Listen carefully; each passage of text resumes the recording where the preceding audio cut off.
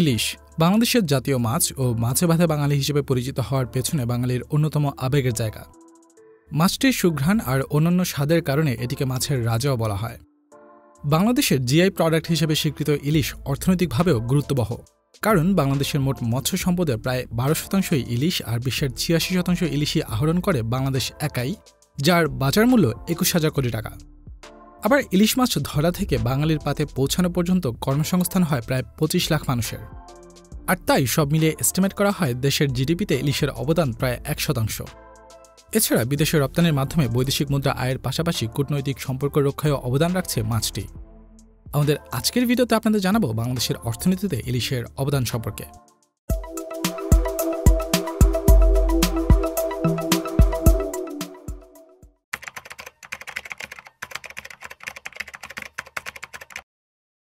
ইলিশ স্বাদু পানিতে জন্ম নিলেও জীবনের বেশিরভাগ সময় লোনা পানিতে বাস করে।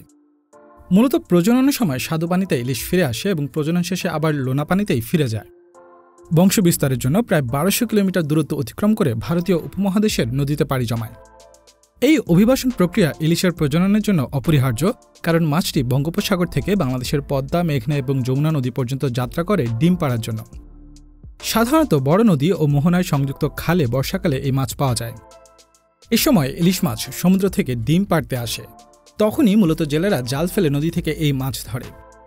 ইলিশ প্রধানত বাংলাদেশের পদ্মা, মেঘনা এবং ভারতের গোদাবরী নদীতে প্রচুর পরিমাণে পাওয়া যায়। এর মাছের স্বাদে পদ্মার ইলিশের সুনাম সবচেয়ে বেশি। মেঘনা ও বঙ্গোপসাগরের মোহনার ভোলা জেলায় সর্বাধিক পরিমাণ ইলিশ মাছ পাওয়া যায়। এছাড়া দেশের দ্বিতীয় সর্বোচ্চ ইলিশ মাছ পাওয়া যায় চাঁদপুর জেলায়, যার কারণে ভোলা ও চাঁদপুর ইলিশের জন্য বিখ্যাত। ইলিশ মাছ সাগর থেকে ধরা গেলেও সাগরের ইলিশ নদীর মাছের মতো সুস্বাদু হয় না।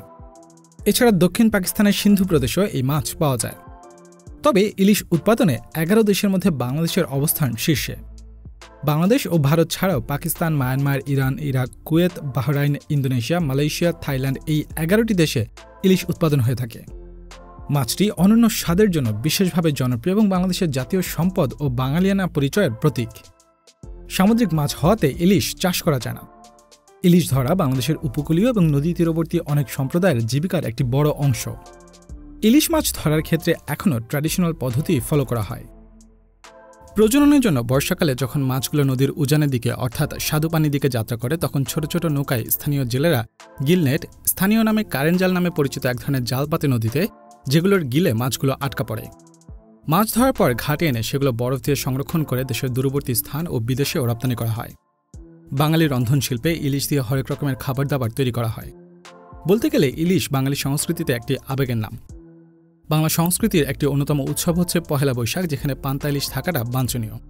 তেলে ভাজা কিংবা তাজা মাছ রান্না করে খাওয়া ছাড়াও লবণ দিয়েও ইলিশ মাছ সারা বছর সংরক্ষণ করা যায়, যেটি বাঙালির ভোজন রসিকতারও একটি বড় উদাহরণ। বাঙালি সংস্কৃতি ছাড়াও অর্থনীতিতেও ইলিশের অবদান অপরিসীম।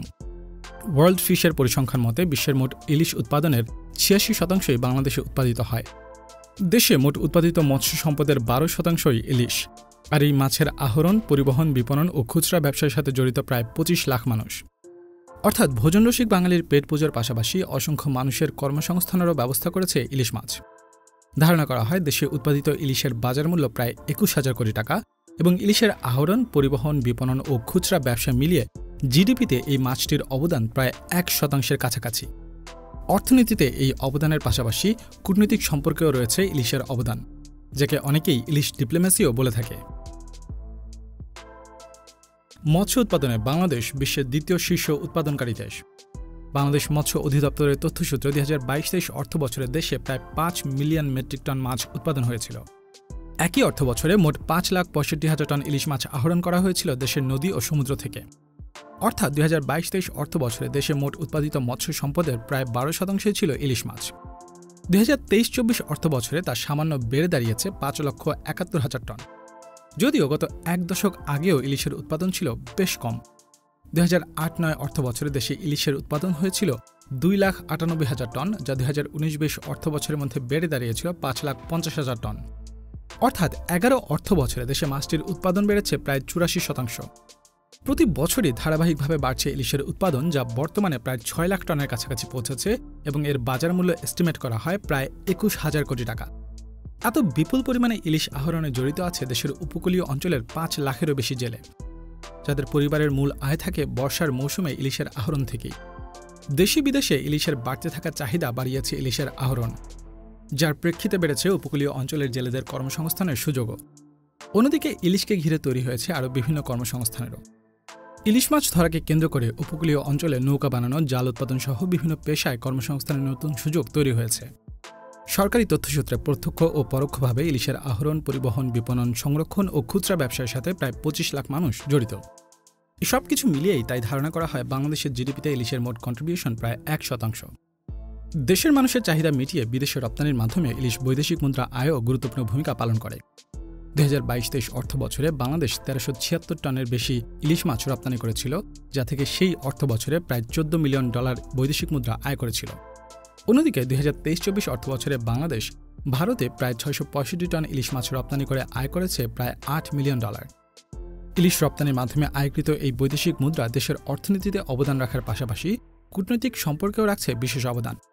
বিশেষত দুর্গাপূজার সময় ভারতে ইলিশের চাহিদা ব্যাপকভাবে বৃদ্ধি পায় এবং ভারতের পশ্চিমবঙ্গে পদ্মার ইলিশের চাহিদা সে সময় বেড়ে যায়, যার প্রেক্ষিতে প্রতি বছরই দুর্গাপূজাকে কেন্দ্র করে বাংলাদেশ ভারতে ইলিশ রপ্তানি করে আসছে, যা বৈদেশিক মুদ্রা আয়ের পাশাপাশি ভারতের সাথে বাংলাদেশের বন্ধুত্বপূর্ণ সম্পর্ক বজায় রাখতে গুরুত্বপূর্ণ ভূমিকা রাখছে।